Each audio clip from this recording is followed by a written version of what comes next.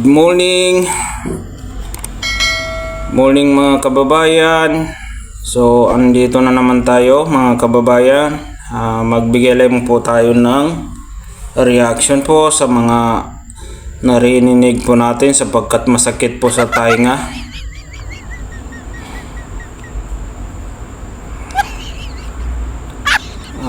Masakit po sa tainga mga kababayan yung mga nagsasabi po dyan na walang ginawa po si former President Duterte nung panahon po ng Yolanda po.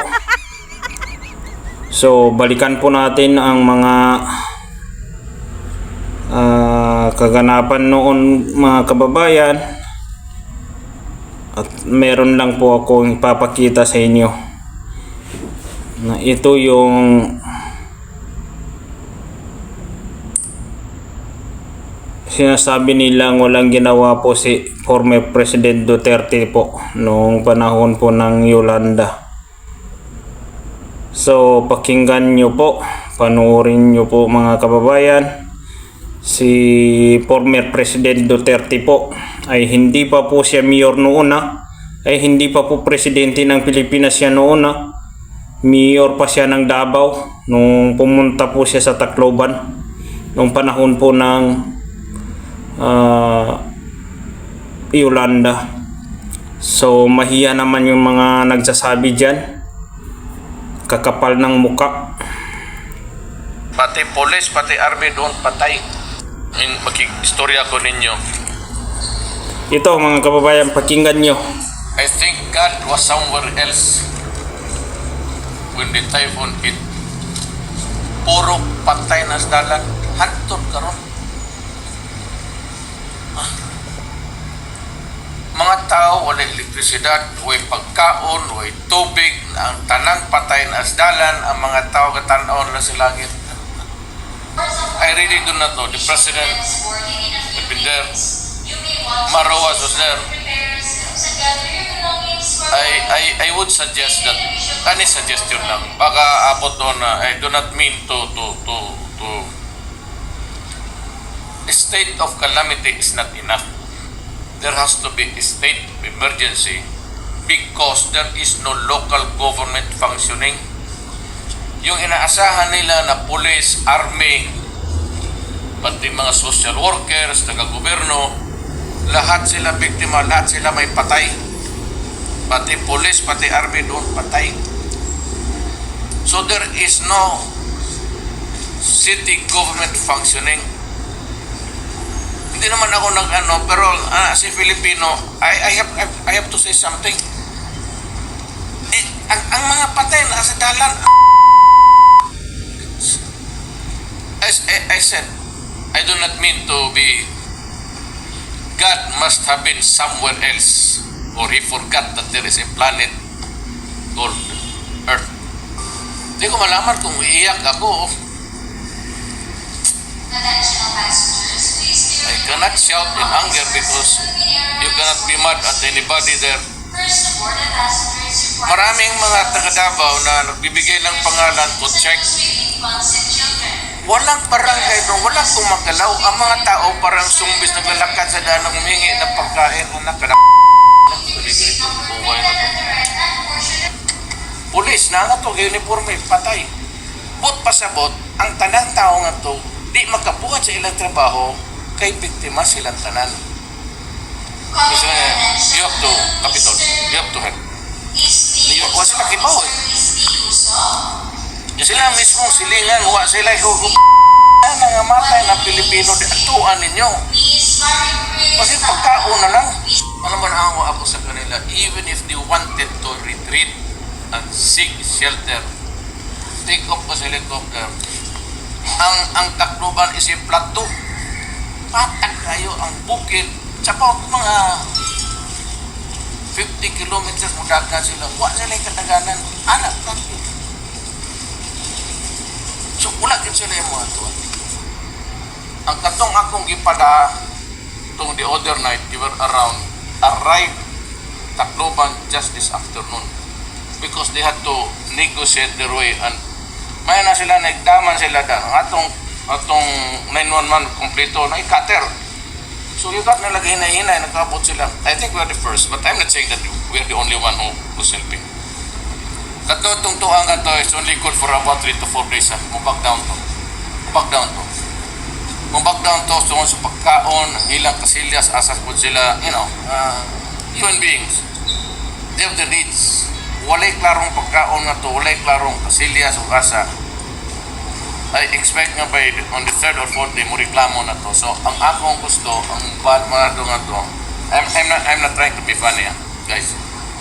Kanang mo handle o patay. Kita ka nga ito apparently no one is ready to just pick up it. They're decaying. Must remember Friday, Saturday, Sunday, Monday. So tama gitong akong decision. Friday, Saturday, pag tanaw na ko sa TV, ingnan tamong I told the Governor's city residents, we have to help. Maski na pa paano kasi ano kalit, we have to help. Mayor, just like Tacloban, there are a lot of residents in Davao City na nabot sa coastline. So, yung i-advise sila kung simba ko mo abutin. Dili, kung naatay warning, then and then I would make this kung naay warning, then there is no reason why anong di mo makwit.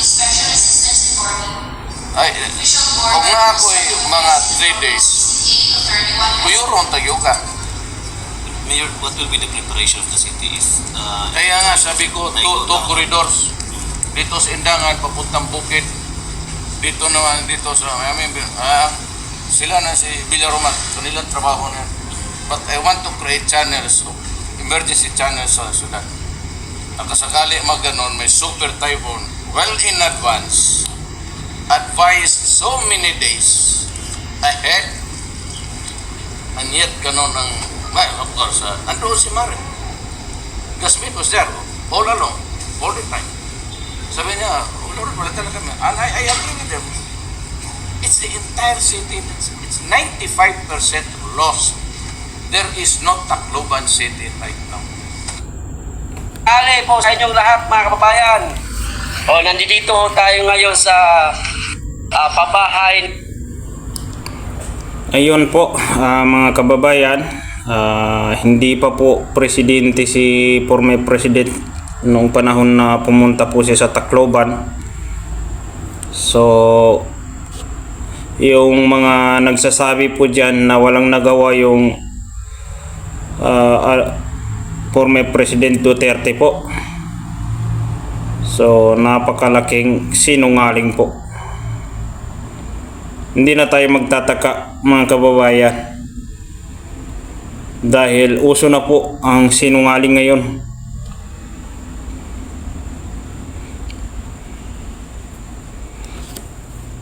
At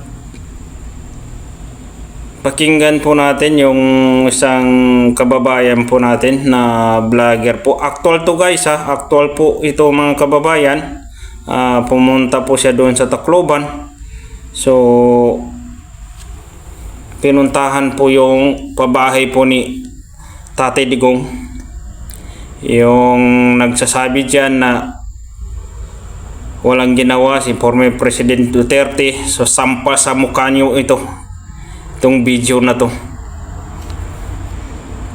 Ni former President Rodrigo Roa Duterte dito po sa Tacloban mga kababayan.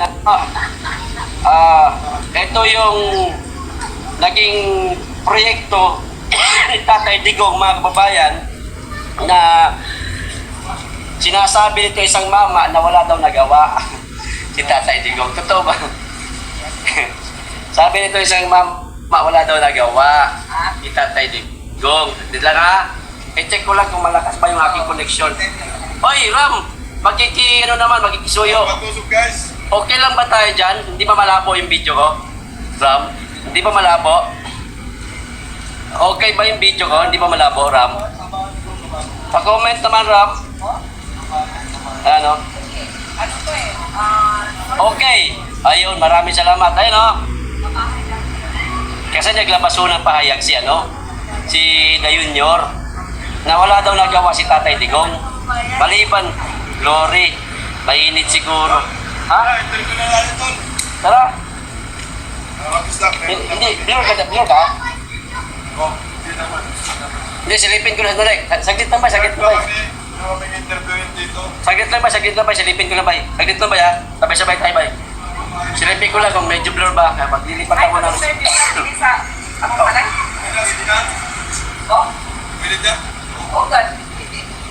Saglit lang ba ya?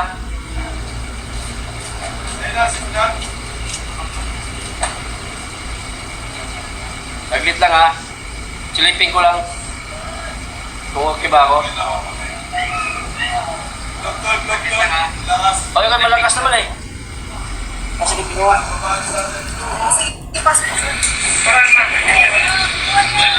Sa kanya kung saan si President Duterte nandoon. Kasi ang pangarap lang namin noon na maibig yung titulo sa amin. Yung sa amin na ba? Kaya yung ginawa ng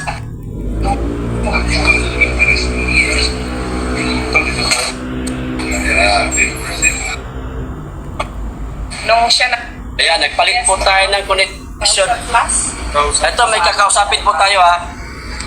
Mag-interview na tayo. Tara na. Nasaan ba yung mga ano? Mag-interview na. Ma'am, gandang umaga ma'am. po. Pabahay po ito ni Tatay Digong ma'am. Oh, yes po. Actually, siya po ang nag-turn over dito sa amin ng pabahay nito. Kasi actually, dati sa dating president pa to, nung siya nang naging presidente, siya nang nagbigay sa amin. Yes, patuloy. Yes, pinagpapatuloy. Pwede ba kaming mga...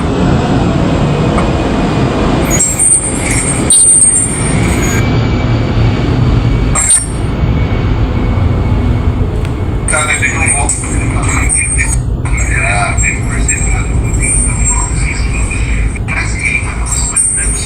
Isa kayo sa mga opisyari ng babae na Yes po. dito tayo. Yes, ma'am. Ma'am, magandang umaga ma'am. Siya na sa disturbo. Hello, sir. Ma'am, ikaw ay isa sa mga beneficiary ng pabahay. Anong klase pabahay ito ma'am? Pabahay po ito nung after Yolanda. Kasi nag-Yolanda, namimigay po sila ng pabahay. Sino po nag-distribute ng pabahay po? Sa dating President Maynooy Aquino pa po ang nag-ano nito. Yung si Presidente Duterte na po ang nagpapatuloy, siya na po namigay ng libreng house and land. Inumpisa ng previous nung Aquino admin, pinagpatuloy ng Duterte admin at na-distribute during Duterte admin. Yes po. Okay. Ma'am, ilan ba ang population dito ma'am? Sa alam ko, mga 2,000 plus. Oo. O yung kabahay na po. Ma'am, Ayun po mga kababayan, napakaraming bahay po, 2,000 plus. Linawin po nating mga kababayan na itong mga pabahay noong panahon pa po ni Ninoy Aquino, noong panahon pa po ni President Aquino. So hindi po nila natapos. Hindi po natapos o di kaya sinadyang hindi tapusin. Kaya inipagpatuloy po ni former President Duterte at siya mismo ang nagbigay ng mga pabahay doon. Sampal yan sa inyo mga nagsasabi ng walang ginawa. Ito pa. nung binigay po ito sa inyo, talagang wala kayong binayaran kahit isa. Yes po, wala po talaga kasi nung nandito siya, halos lahat kami pumunta sa kanya kung saan si President Duterte nandoon. Kasi ang pangarap lang namin noon na maibig yung titulo sa amin. Yung sa amin na ba? Kaya yung ginawa namin na kinausap siya na kung pwede sa amin na lang to, na mai-transfer na. So ang binigay naman dito sa amin. Mga ano po, mga ilang taon bago na ibigay yung titulo sa inyo? So, nung nakaupo siya. Mabilis. Yes po. So mabilis. Yes po. Nung nakaupo siya na ibigay niya, matagal-tagal na po kasi hindi ko naalala kung walang pandemic pa yata yun, ibigay na sa amin. Mabilis nga. Oo. Basta nabigay niya kaagad yung yung pangako niya na talaga niya. ay dahil yung pangako ni Pangulong Duterte noon natupad at naibigay po sa inyo lahat. Yes po, kasi sabi niya dati, bigay naman daw, bakit hindi ibigay? Tama. Oo, bakit hindi ibigay? Ibigay na. Nung naibigay na po sa inyo ang titulo, ma'am, gaano kasaya?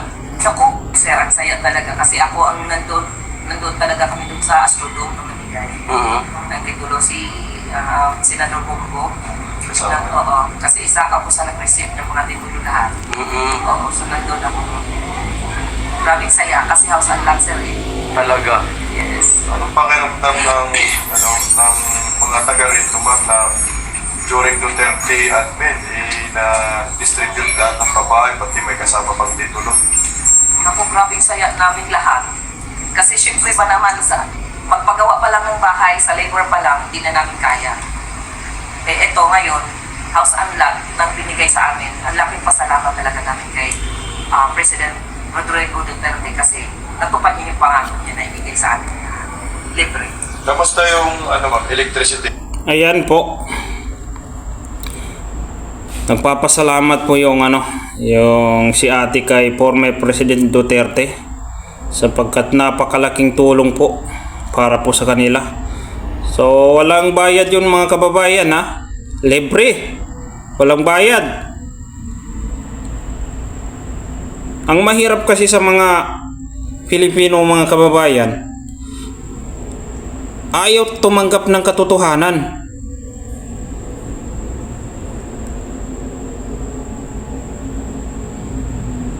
So grabe na ang mga nangyayari sa bansa po natin mga kababayan.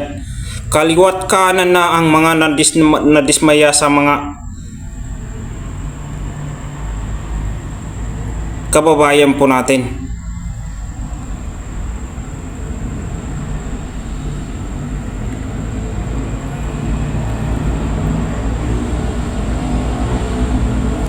Nakakalungkot isipin mga kababayan na walang katapusan yung bangayan po dito sa bansa po natin. At walang idudulot na maganda yung mga bangayan po ng mga leadership po natin mga kababayan kundi kahirapan. Tayong mga Pilipinong mahihirap ang magsasuffer ng kahirapan. Yung mga mayaman, walang problema sa kanila dahil may mga pondo sila. May mga pera sila. Walang problema sa kanila mga kababayan. Pero tayong mga Pilipinong mahihirap ang lalong mahirapan. Maniwala kayo sa akin.